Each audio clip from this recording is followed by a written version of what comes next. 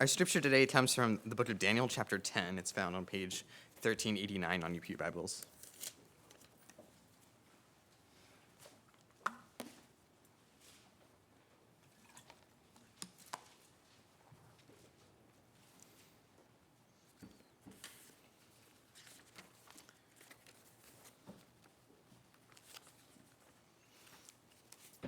In the third year of Cyrus, king of Persia, a revelation was given to Daniel, who was called Belteshazzar. Its message was true, and it concerned a great war. The understanding of the message came to him in a vision. At that time, I, Daniel, mourned for 3 weeks. I ate no choice food. I had no meat or wine touch my lips, and I used no lotions at all until the 3 weeks were over. On the 24th day of the first month, as I was standing on the bank of the great river, the Tigris, I looked up, and there before me was a man dressed in linen, with a belt of the finest gold around his waist. His body was like chrysolite, his face like lightning, his eyes like flaming torches, his arms and legs like the gleam of burnished bronze, and his voice like the sound of a multitude. I, Daniel, was the only one who saw the vision. The men with me did not see it, but such terror overwhelmed them that they fled and hid themselves. So I was left alone, gazing at this great vision. I had no strength left. My face turned deathly pale, and I was helpless. Then I heard him speaking, and as I listened to him, I fell into a great sleep, my face to the ground. A hand touched me and set me trembling on my hands and knees. He said, "Daniel, you who are highly esteemed, consider carefully the words I am about to speak to you, and stand up, for I have now been sent to you." And when he said this to me, I stood up trembling. Then he continued, "Do not be afraid, Daniel. Since the first day that you have set your mind to gain understanding and to humble yourself before your God, your words were heard, and I have come in response to them. But the prince of the Persian kingdom resisted me 21 days. Then Michael, one of the chief princes, came to help me because I was detained there with the king of Persia. Now I have come to explain to you what will happen to your people in the future, for the vision concerns a time yet to come." While he was saying this to me, I bowed with my face toward the ground and was speechless. Then one who looked like a man touched my lips, and I opened my mouth and began to speak. And I said to the one standing before me, "I am overcome with anguish because of the vision, my Lord, and I am helpless.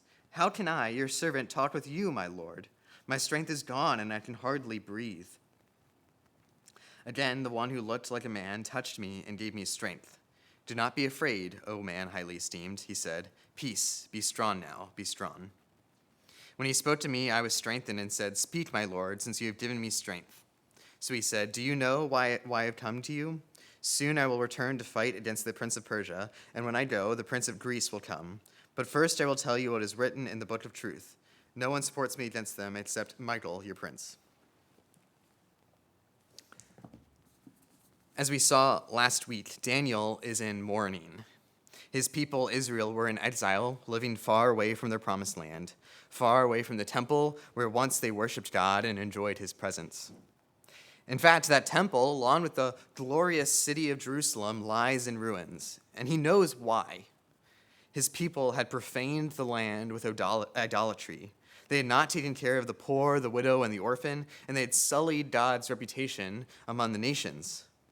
Daniel could not turn his sadness into anger at the Babylonians that had invaded and deported his people, because he knew that his people had brought it on themselves.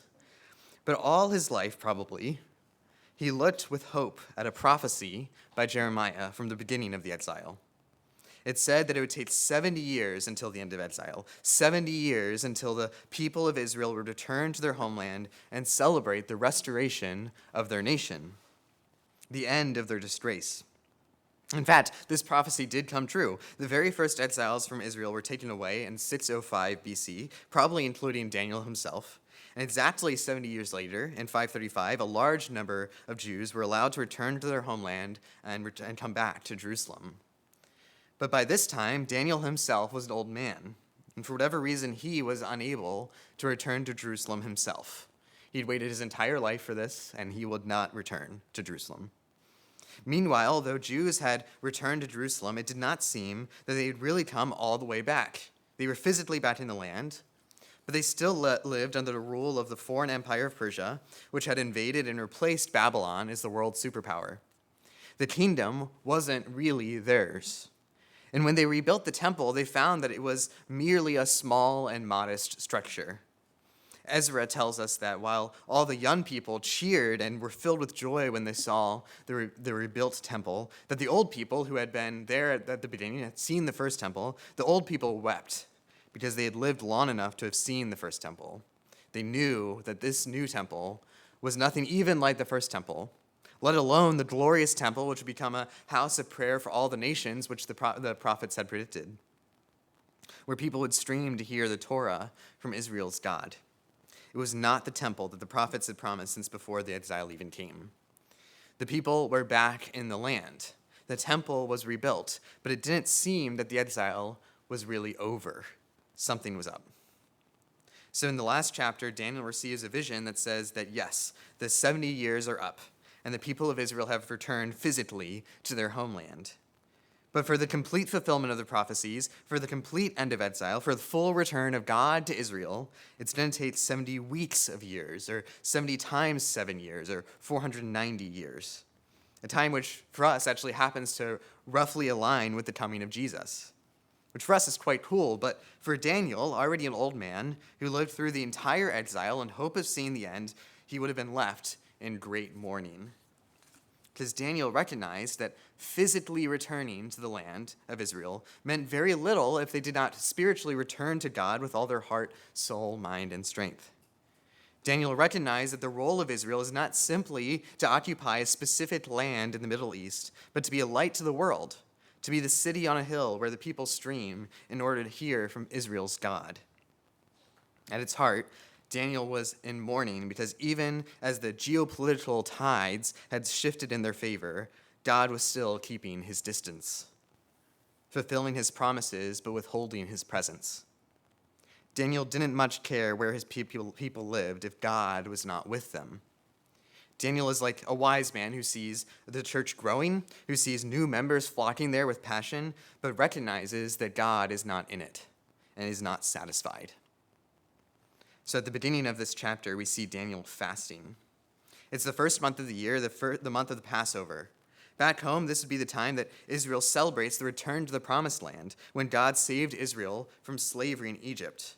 And especially, it would be an especially poignant time of Passover, when they are freed once again from slavery in a faraway land to return back to their homeland. This is perhaps the greatest party of Passover that has ever existed.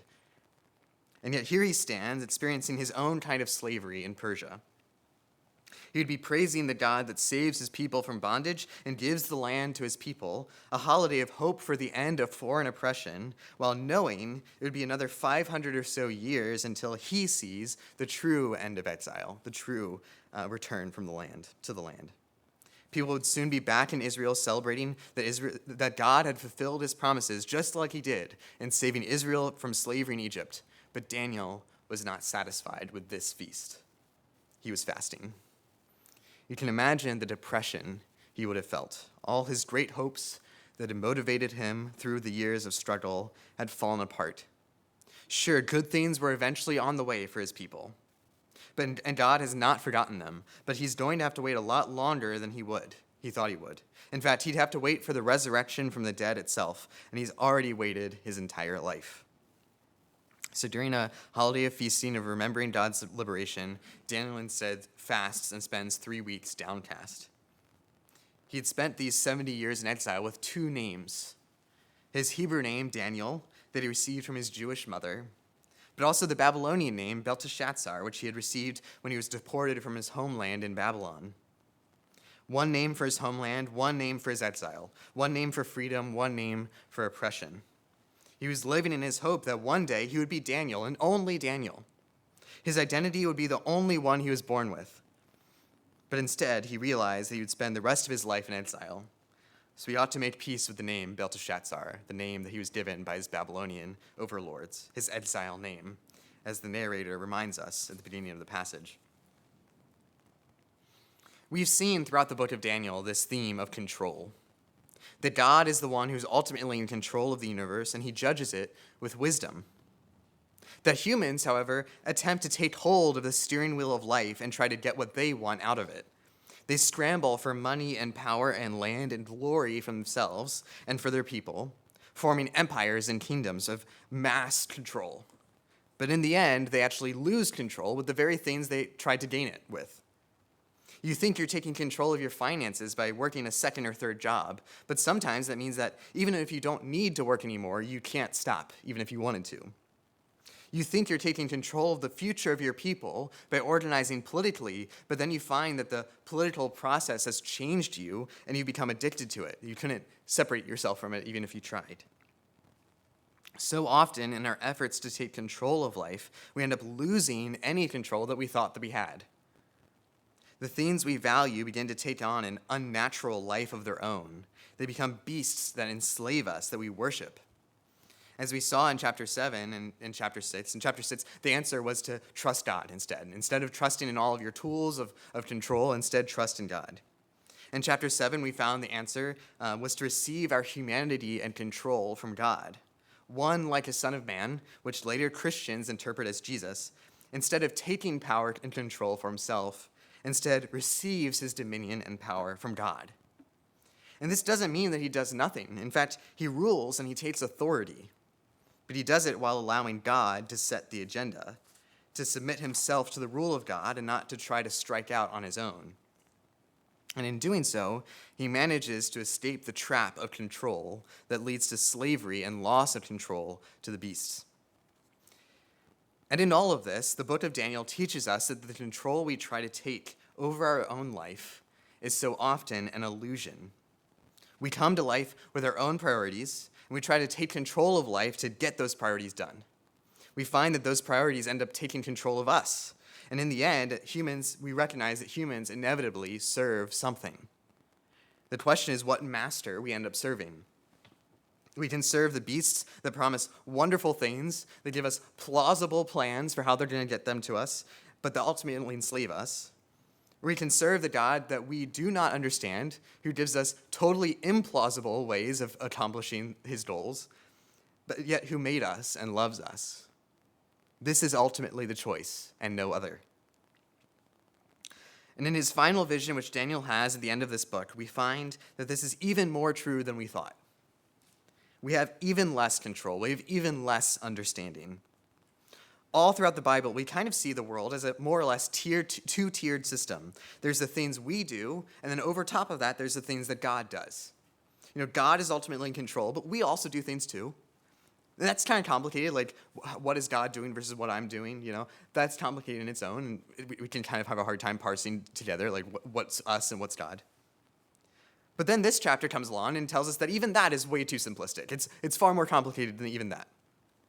It posits even a third tier of action that's going on in the world between us and God, a tier that we can't even begin to understand, which the Bible has hardly even talked about, but which still exists. Daniel is visited by an angel, probably Gabriel, which talks about this great big warfare in heaven between different angels. Here, the angel says that he's in a fight with another angel, the prince of Persia, and that the prince of Greece is on his way. Apparently, Israel has this powerful guardian angel that fights for it against other angels, but there's other guardian angels for other nations. We know nothing about this except for this very passage. Like, this is this weird passage in the middle of the Bible that it has like this enigma that we can't quite understand. And what's especially startling here, though, is that you can see how much this third tier of action, these angels, actually affect the world around them. Think about this. Daniel is sitting here somewhere around 535 BC under the rule of the empire of Cyrus the Persian. And there's a battle going on in heaven, which we can guess the angelic prince of Persia wins, and they have this great big empire. And when he wins, a few decades later, the human Persian Empire takes control of the ancient Middle East. And then there's another great battle in heaven, which the guardian angel of Greece wins. And 200 years later, in the human world, Greece becomes the great power of the world under the reign of Alexander the Great. So it seems that the great world events are controlled, at least in part, by these obscure battles between angels in heaven. And this is happening decades and even centuries before the consequences are actually fully realized on earth. We think about how the things that we do have impacts on the world, and we think about the ways that things that God does that have impacts on the world. But this chapter seems to say that there's this whole other realm of angelic and demonic action that we don't understand and has hardly even been revealed to us, that is going on, that has profound impacts on the world that we live in. That the real reason that Greece conquered the known world had little to do with Alexander the Great. In fact, the angelic battle was decided centuries earlier. Now, I don't think that this is in here to give us a detailed account of what's happening in heaven. In fact, if it does, then it fails pretty miserably at that. Instead, it's meant to show us the folly of thinking that we can control the world all by ourselves. So often we come up with these grand plans in life, only to realize we had no control over the outcome from the get-go. We find ourselves having to make decisions, and often it comes down to the same choice. I could be pragmatic. I could do the practical thing, the thing that seems to lead to success most often. I could do this thing that seems kind of wrong, which seems more likely to bring about a good outcome. Or I could do this thing which seems right, but I have no idea how it's going to turn out. And often we take that first option, the practical option, the one that seems to have the most likelihood of success, even if it doesn't seem perfectly moral. We do that because we think, after all, we're in charge. We have control over the world around us. And if things go wrong, it's our fault. So we have to do the pragmatic thing. We have to do the practical thing, even if it feels icky, because if we don't, everything will fall apart. It's up to us. But this passage overwhelms you with the knowledge that you simply have no idea what causes what in the world. You have no idea. Not really. Sure, it helps to learn as much as you can. Sure, it helps to get an education that helps you understand the world around you. Daniel did that. He was one of the most learned Jews of his time. But when push comes to shove, he's given a vision of the future of the world, and he can't even begin to understand it. And we only kind of understand it ourselves if we have studied history a good bit, because we know the history that would have been in Daniel's future. There was no chance Daniel was going to get this. And we recognize that this shows the hidden order of creation, a whole layer of action and spiritual conflict we never could have accounted for. That happened, in fact, long before the effects of life on Earth. It's hard enough for me to understand the consequences of my actions here. My investment decisions that I make about companies with a presence in countries that I couldn't even pronounce. The purchases I make that depend on the labor of people halfway across the world. Are they being treated well? That kind of thing. Heck, forget about the world. I don't even understand you people. I don't even understand perhaps even my wife or newborn child, who perhaps I know better than anyone else in the world. You all have experiences that have formed you to be the people you are. You all have this incredibly rich life that's going on in your own consciousness, which I can never actually access. All in your head. I don't even understand myself. Why do I feel this way about this thing or that thing? Or why did I just do what I just did? I don't know. And then you throw in this incomprehensible passage about the spiritual conflict in heaven, which somehow played a part in deciding the future of the entire Middle East hundreds of years before it even happened in the human world. And you realize that it is absurd to think that you can predict or understand anything about the future of the world. It is absurd to think, well, if I obey God with this part of my life, everything will fall apart and things will go terribly for me and my people. We have to go to war with this country, because if we don't, everything's going to fall apart. We don't want to do it, but we have to. We have to do it. Really? You really think you understand the world so well that you know exactly what's going to happen every time you act? Or how many times have you worried and worried about something, got all worked up about it, and the thing you were worried about just didn't happen? Or even if it did, maybe this is really the kicker. Right? Sometimes it actually does happen, but it wasn't nearly as bad as you thought it would be. You thought it'd be a disaster, but it's well, it's no big deal anyway, right? All the time. It's constant for me. I've spent far too many nights tossing back and forth, thinking about these terrible things that could happen, and I convince myself that they will certainly happen, as if I know anything about the day that is coming. As if I'm so smart that I can predict just about the whole future. Really? Do I really know anything about it? Was I there when the world was created? Did I set the stars in the sky? Did I form the blue whale in all its glory? Was I there for the great battle between Gabriel and the princes of Persia and Greece? I know nothing. Jesus says, do not be anxious about your life, what you will eat and what you will drink, nor about your body, what you will put on. Is not life more than food, and the body more than clothing? Look at the birds of the air. They neither sow nor reap nor gather into barns, and yet your heavenly Father feeds them. Are you not of more value than they? And which of you, by being anxious, can add a single hour to his life? And why are you anxious about clothing? Consider the lilies of the field, how they grow. They neither toil nor spin. Yet I tell you, even Solomon in all his glory was not arrayed like one of these. But if God so clothes the grass of the field, which today is alive and tomorrow is thrown into the oven, will he not much more clothe you, O you of little faith? Therefore do not be anxious, saying, what shall we eat, or what shall we drink, or what shall we wear? For the Gentiles seek after these things, and your heavenly Father knows that you need them all. But seek first the kingdom of God and his righteousness, and all these things will be added to you.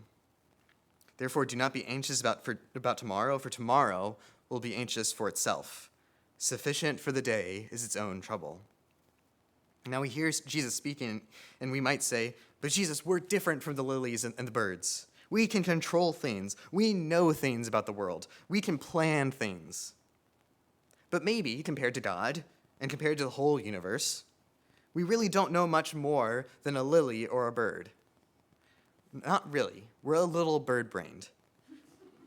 We just don't know that much.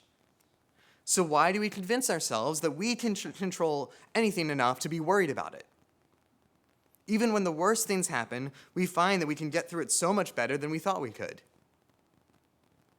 But in all of this about what we can't control, there's little hints and breadcrumbs here or there in this passage that Daniel has actually done far more than he actually thought he did. See, Daniel is fasting for 21 days, and then he receives a vision that this supernatural being that has appeared to him has been struggling for 21 days himself. Could it be that Daniel was prompted spiritually somehow to pray and fast during this time? Could it be that Daniel's fasting and prayer was echoing through the heavens in a way that he never could have expected? We never quite know, but it's quite a coincidence either way. Or there's an interesting pun in this passage. In verse 3, it says that Daniel fasted by avoiding eating delicacies, or like choice foods, I think is our translation. And the word for delicacies here in Hebrew is chadamut. It's a pretty rare word. It's only used 9 times in the whole Old Testament. But then twice in Daniel's incomprehensible vision, we see that same word show up again. It happens 3 times out of the 9 in the whole Old Testament. A third of the time that shows up is in this tiny little chapter. The angel calls him Daniel, man greatly loved, or highly esteemed in our translation. The word for greatly loved is the same word, chadamot, as the word for the delicacies that he fasted from in preparation for his vision. It's very odd, and too much of a coincidence statistically. Could it be that the fasting and preparation for this vision has echoed in the heavens in such a way that it impacted the vision itself, or even impacted the reality which the vision describes? I haven't really preached much on prayer because I don't understand it. But James says that the prayer of a righteous person is powerful and effective. And that has always confused me. Because won't the all-wise God just do what he does either way, whatever we have to say about it? Like, how is it possible that our prayers actually affect reality, actually affect perhaps what God does? But here we see hints that Daniel's prayers are actually impacting the world, and not at all in the way that he expected, almost in punny ways, in coincidental ways. He fasts for 21 days, and his prayers help Gabriel in his struggle against the prince of Persia. When he decided to fast for 21 days, did he think that's what he was doing? Like, did he think he was impacting this heavenly battle that was going on in this third realm? He keeps from eating delicacies, and he's revealed to be a man greatly loved.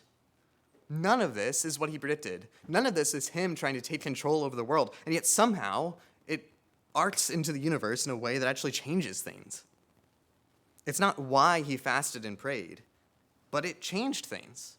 Our prayers change things, and I cannot tell you how that works. And I don't think Daniel could either. the prayer of a righteous person somehow changes things, and rarely, if ever, in the way that we expected. And Daniel spends his time in prayer, repenting on behalf of the people of Israel for her sins and hoping for the end of exile. And is it a coincidence that he's visited by someone who has the appearance like a son of man, which is the title that Jesus takes on? That he's visited by the appearance of Jesus, perhaps, if it's Jesus, and we don't even necessarily know if it's Jesus. Another thing we don't understand about this passage. The one who ultimately repents on our behalf, and on the behalf of all of Israel, once and for all for her sins, and bears it on the cross. Is it a coincidence that as he looks forward to the end of exile, the full return of God to his people, that he may be visited by the one who ends it by himself, by the one who is himself the embodiment of God? Or, if this is Gabriel, which is the other possibility for who this angel is, if he's visited by Gabriel, is it a coincidence that he's visited by the one that gives news of the end of exile to Mary, saying that the Messiah was to be born to a virgin, that gives news of the resurrection, which foreshadows Daniel's own resurrection? You know, Gabriel was there. He was the one that told the disciples to go away because he's not here. Jesus isn't here. He's risen. Is it a coincidence that the promises that Daniel himself will see the end of exile when he's raised up from the dead in the last day? Is it a coincidence that that's the angel that was talking to him? So there's so many strange coincidences and similarities between Daniel's prayers and preparations and fasting and the actual vision of what's going on in heaven. Ones that surely Daniel didn't intend, but nevertheless echoed through the heavens to change things. The prayer of a righteous person is powerful and effective, and perhaps he means it in just the same way that Daniel's prayer is effective. Not because it forces God to bend to your will, but because your fervent and loving prayers echo through the heavens in curious and unexpected ways. You know, in Revelation it says that the incense that's before God in heaven is the prayers of the saints. Is it possible that your small acts of obedience that seem so insignificant really matter in the end, even if you never could have predicted it, in a realm of action that we never could conceive of? What we do as Christians on behalf of the world is serious, and it matters. But not because we can grab hold of life and take control of it. Because what we do somehow echoes through the heavens for good or evil, for the Son of Man or for the beasts, in ways we never could really understand. This is my prayer as I become a father. You know, it's a seriously terrifying thing to become responsible for the life of a whole person. One you can never understand or control. I don't know what's going on in her brain. You know, by the way, I wrote this in April. Like, this is not, like, intended for right after the baby's born. Like, I didn't think the baby would be born by now. Like, I pushed this sermon back several times just by coincidence. Speaking of coincidences. Anyway. But yes, like, how could you be responsible for a life that you never could understand or control? In fact, one where overbearing control often leads to a total loss of control. You know, everybody knows the parent that tries too hard to control, and then the kid rebels, and then you lose all control. It's the kind of thing that might send a person to worrying, to thinking only of everything that could go wrong. Because it really can. And I can't really control it at all. But then I suppose that's all of life, isn't it? Doing our best, following what we see as the will of God, hoping that God will bless our efforts, living mostly in the dark, not knowing what's coming next or why. After all, the more we try to take the steering wheel of life and live in a way that takes control, the more we find ourselves enslaved to things far worse than God. But who knows whether the prayers and efforts I do as a father will echo through the heavens to change my child's life for the better? Who knows whether the prayers we do for each other in the church will, in some curious ways, inspire us all to faithfulness in God, even in ways we can never understand if it was revealed to us? Who knows whether the repentance and prayer and fasting we do on behalf of our nation might find their way into some nook or cranny of the heavenly temple and bring our people to faith in God instead of the beasts of this world? O church, greatly loved, continue in your work for God in this world. Give up your worrying, as if by worrying you can add a single day to your life. Continue in prayer and fasting and concern for the people around you, that they would know God. Obey him in all things, but not because by obeying you can figure this world out. Not because by obeying you can take control in this kind of minute way and bend things to your will, but out of a hope that your obedience will echo through the heavens and be used for God's good purposes that may have nothing to do with what you intended. Out of trust only in the God who made this world and wants to use our feeble efforts to change it. Amen.